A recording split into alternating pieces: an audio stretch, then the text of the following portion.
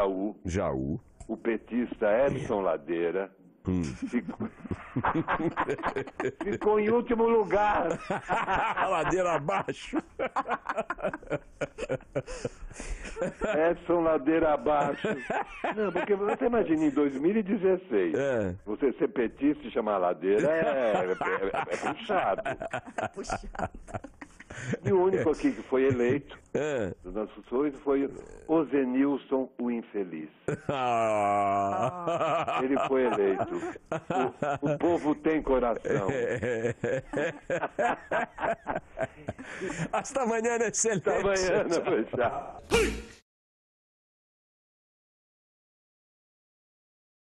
Olá, o inferno astral do PT parece não ter data para terminar.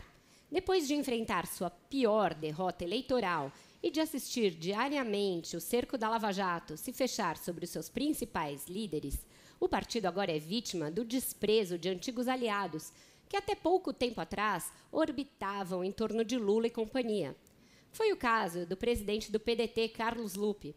Numa entrevista à Folha de São Paulo, Lupe, que já foi ministro de Lula e foi demitido na famosa faxina de Dilma Rousseff, quando ela ainda ostentava esse marketing anticorrupção e não tinha sido ela mesma varrida num lodaçal de escândalos e improbidade, disse que o PT, vejam só, tem de baixar a cabeça e apoiar um aliado em 2018.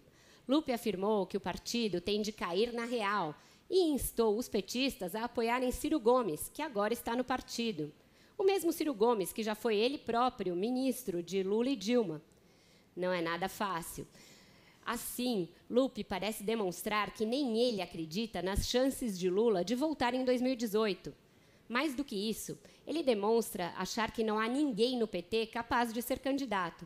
Aliás, não precisa ser nenhum gênio da política para chegar a essa conclusão. O inferno astral petista também teve notícias vindas da Receita Federal. O órgão retirou a isenção fiscal e tributária do Instituto Lula no ano de 2011 por desvio de finalidade.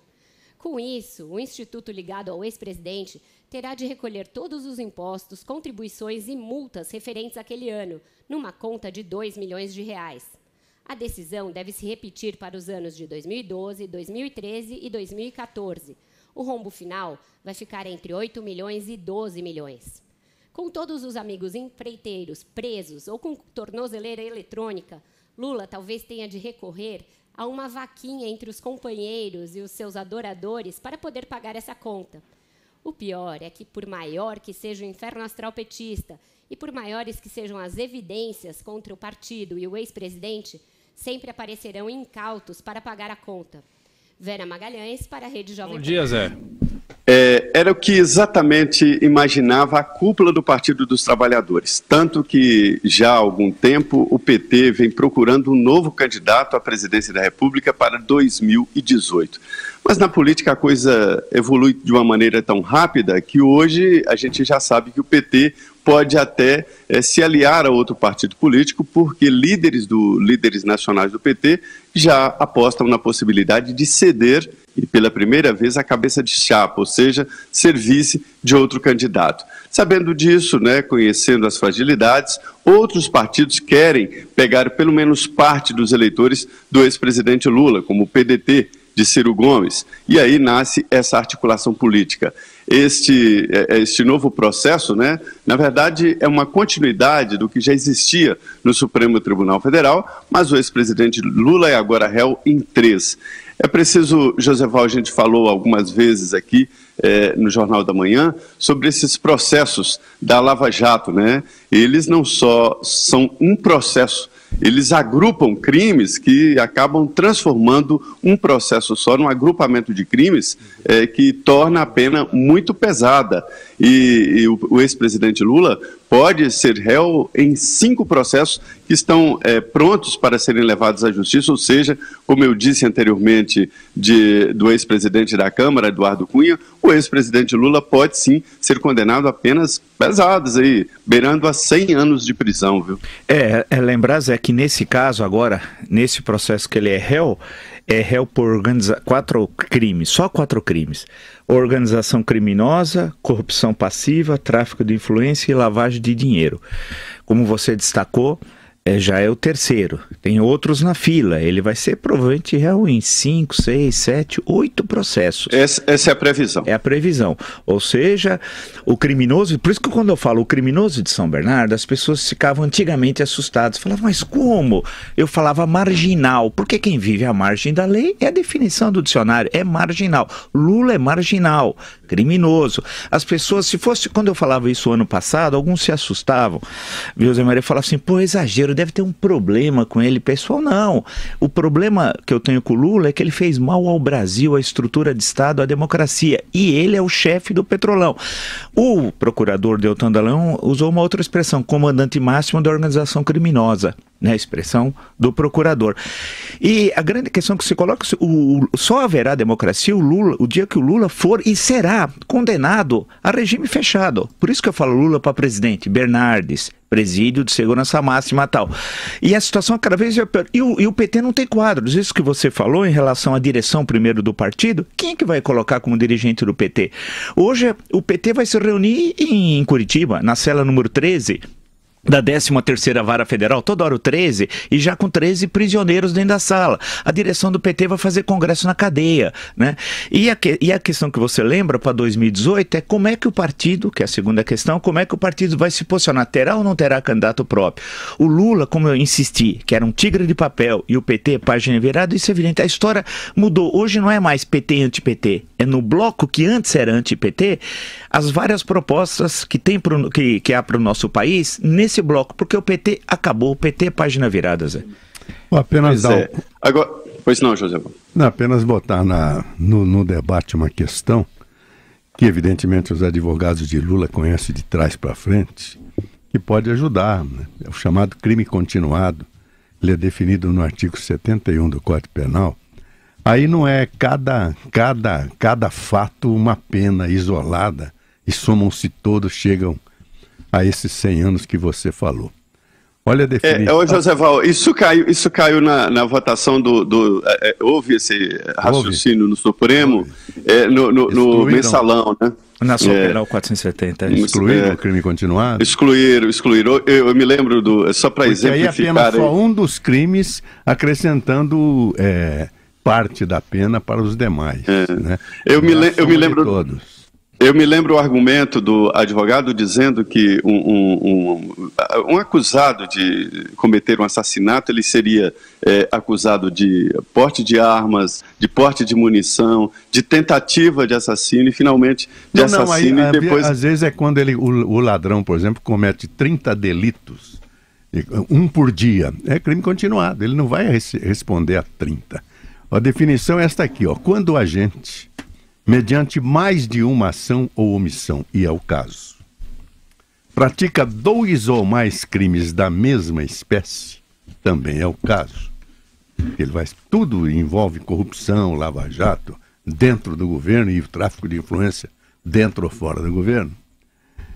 E pelas condições de tempo, lugar, maneira de execução e outras semelhantes, devem os subsequentes ser havidos como continuação do primeiro, aplica-se a pena de um só dos crimes, se idênticas, ou a mais grave se diversas, aumentada em qualquer caso de 1/6 a 2/3. A pena de um só, mais 1/6 a 2/3. Porque no caso Esse é o debate. Sim, no caso só do lavagem de dinheiro, ele foi acusado aqui nesse processo, foi acusado 44 vezes, só nesse da lavagem. Não deve receber 44 Não, claro que não. Perfeito, você tem toda a razão. Foram em 44 vezes, quer dizer, haja crime, né, Zé? É muito. Eu conversava eu conversava num café com um ministro do Supremo e com vários jornalistas e um tom mais de descontração sobre a comparação da justiça Lava Jato e a justiça comum, né? E realmente há diferença de postura e de agilidade, né?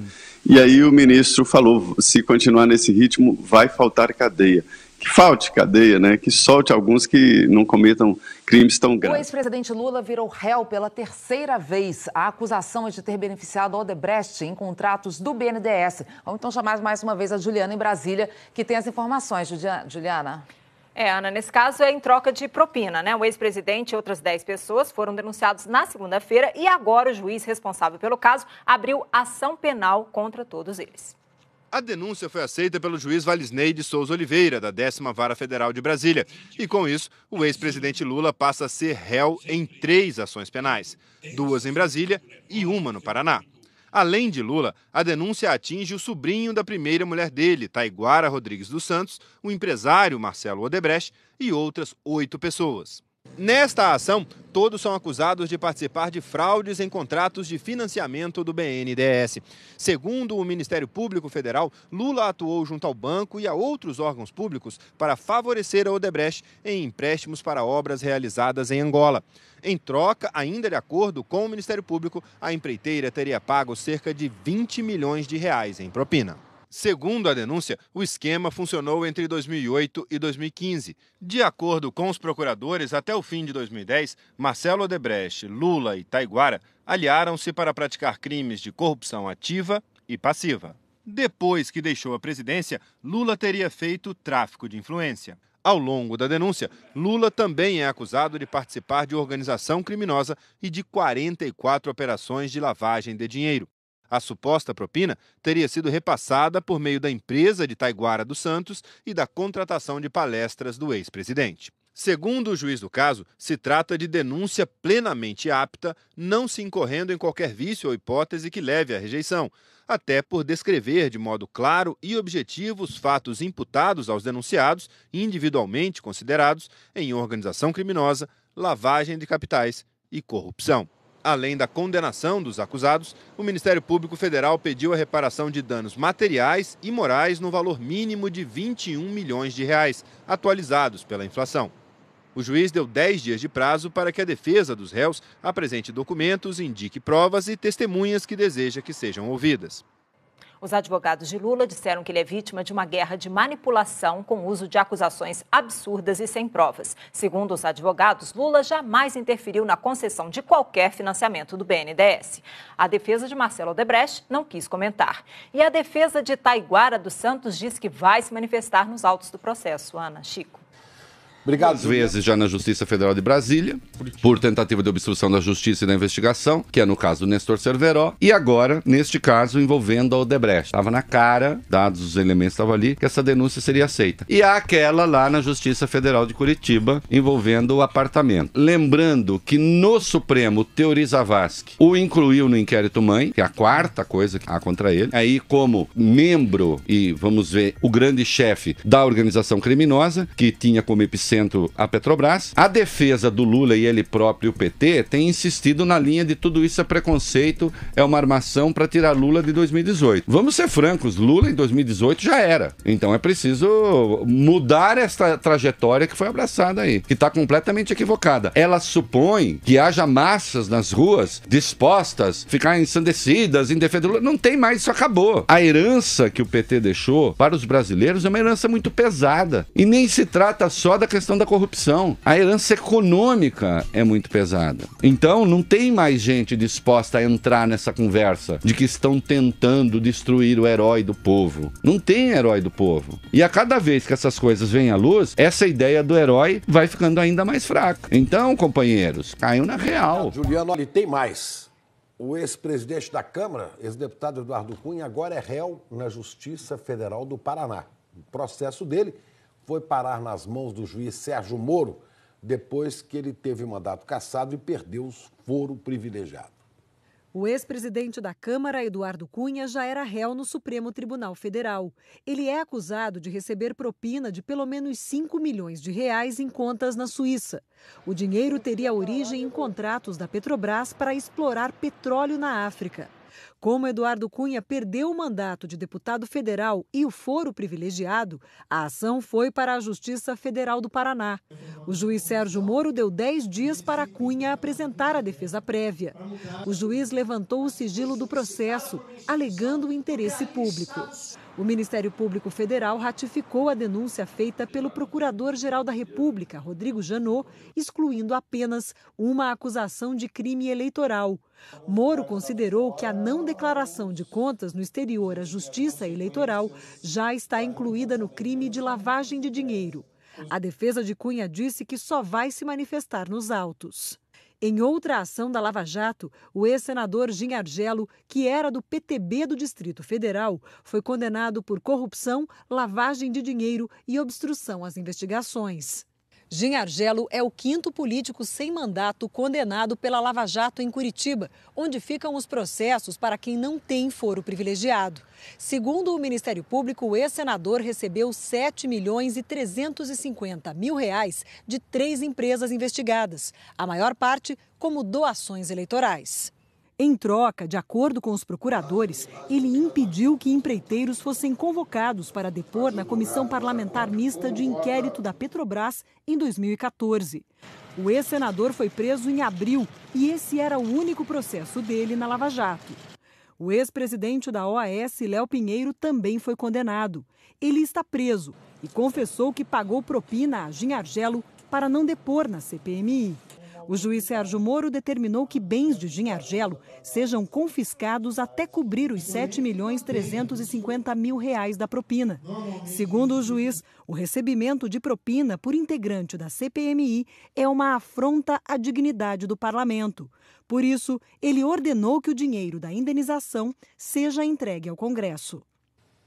O ex-senador Gin Argello foi condenado a 19 anos, né? E tem muitos políticos em Brasília que temem uma delação premiada de Gin Argello, que pode abalar muitas reputações políticas. A defesa dele, de Gin Argello, declarou que vai recorrer dessa sentença. A construtora OAS e a defesa de Léo Pinheiro não quiseram se manifestar. A Lava Jato está agora punindo o núcleo político desse esquema de corrupção na Petrobras, né? Vamos então falar mais sobre isso com Alexandre Garcia lá em Brasília. Bom dia, Alexandre. Bom dia. Pois é, está chegando aos políticos, né? O ex-senador Gin Argello é o 5º político condenado na Lava Jato. Na sentença, o juiz Sérgio Moro, além de mandar devolver o dinheiro da propina, isso é muito bom, escreveu um recado. A prática de crimes por parlamentares, gestores da lei, é especialmente reprovável, mas mais ainda diante da traição de seus deveres públicos. Traição, escreveu o juiz da Lava Jato, como a dizer, esses são traidores dos eleitores, traidores do país, cometem o infame crime de traição. Essa reação ao crime praticado por quem faz as leis anima aqueles que gostariam que os atuais episódios jurídico-policiais representem um marco contra a impunidade que estimula o crime no Brasil. Em outra vara federal, aqui na capital do país, um ex-presidente se tornou réu pela 3ª vez, agora por negócios em Angola. E investigam também negócios em Cuba, com os mesmos ingredientes. Obra da Odebrecht, BNDES, Taiguara e Lula. Ingredientes, inclusive, nos regimes, né? Angola com 37 anos do mesmo no poder e Cuba com 56 anos de dinastia Castro. No caso de ontem, Lula se tornou réu também por corrupção passiva, correspondendo a Marcelo Odebrecht a acusação de corrupção ativa. E talvez não fiquem por aí as ações penais. Ainda são investigadas as conexões Venezuela e Equador e Petrobras na Bolívia e na Argentina de Kirchner, todos de princípios bolivarianos. Parece estar recém começando essa reação à impunidade, à traição condenada pelo juiz Sérgio Moro. Diante desses fatos, a consequência política, né? Esses fatos e principalmente diante dos resultados da eleição municipal, o PT e aliados cessaram a campanha por eleições presidenciais já. Ana e Chico. Obrigado, Alexandre. Marcelo Odebrecht está, neste momento, negociando um acordo de delação premiada com o Ministério Público. Essa negociação já dura ao menos 5 meses. Enquanto isso, a Polícia Federal segue investigando os negócios do maior empreiteiro do país. O problema é que os procuradores podem estar atrasados em relação ao que os delegados federais já conseguiram. E este é o tema do comentário de hoje de Fernando Mitre. No momento em que a Justiça aceita a 3ª denúncia contra o ex-presidente Lula, que agora se torna réu ao lado de outras 10 pessoas, uma delas o empreiteiro Marcelo Odebrecht, cresce a expectativa de que novas ações da Polícia Federal estão no horizonte próximo. A semana que vem pode esquentar muito. Mas as atenções se voltam também para as tratativas da delação da mesma Odebrecht. Com seu potencial explosivo, as negociações caminham, mas com alguns problemas. Um deles é que a Polícia Federal não está participando.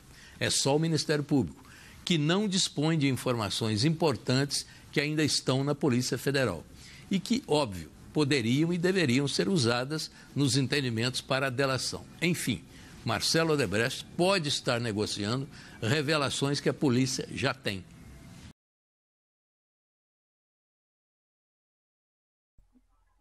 Leitoras e leitores, eis aqui a próxima capa de Carta Capital. Não levem em conta as chamadas, porque elas, nesse momento, significam exatamente nada. Mas a capa é esta. E, de alguma forma, a personagem é perfeitamente reconhecível. De todo modo, eu queria aproveitar essa oportunidade para fazer um meia-culpa. Eu ando a escrever a respeito da normalidade da demência, a partir de uma visão mais ou menos lógica, mas incapaz, esta visão, de perceber outro aspecto decisivo da questão. E qual é esse aspecto? Não há a menor coincidência, a mais pálida possibilidade de harmonia e afinação entre os interesses da Casa Grande e os interesses do Brasil. A Casa Grande, de verdade, está a realizar o seu projeto de devolução do país à condição de colônia. Por enquanto, ela se vale desse governo, de uma quadrilha que lhe serve na circunstância, na moldura. Michel Temer não confia demais em si mesmo, porque sobre ele está pendurada a célebre espada de Damocles, que a Casa Grande eventualmente sabe brandir. E para conseguir passar da ameaça à realização do feito. Mas resta o fato de que a Casa Grande só existe com a senzala. Então ela precisa a justificar a sua presença da senzala, com a inestimável colaboração dos seus jagunços, dos seus apaniguados, e, portanto, no caso específico, de todos os inquilinos desta mansão senhorial. Inquilinos por direito divino e, eventualmente, dispostos, finalmente, a figurar dentro das paredes protetoras desse casarão magnífico. Então, sei lá, o que nós temos hoje, além da quadrilha do governo? Nós temos o judiciário em bloco, não é? Desde esse silenciosíssimo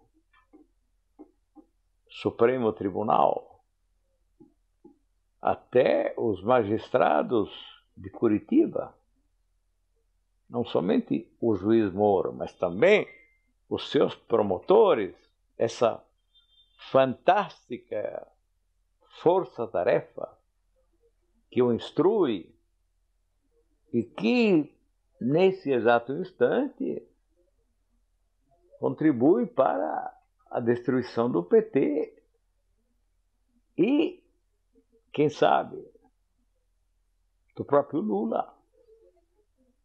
Porque há a convicção, isso é magnífico, a convicção de que Lula é culpado. A convicção. Mas não é só, eles podem convocar a polícia quando bem entenderem. E a polícia vai se prestar ao jogo tranquilamente.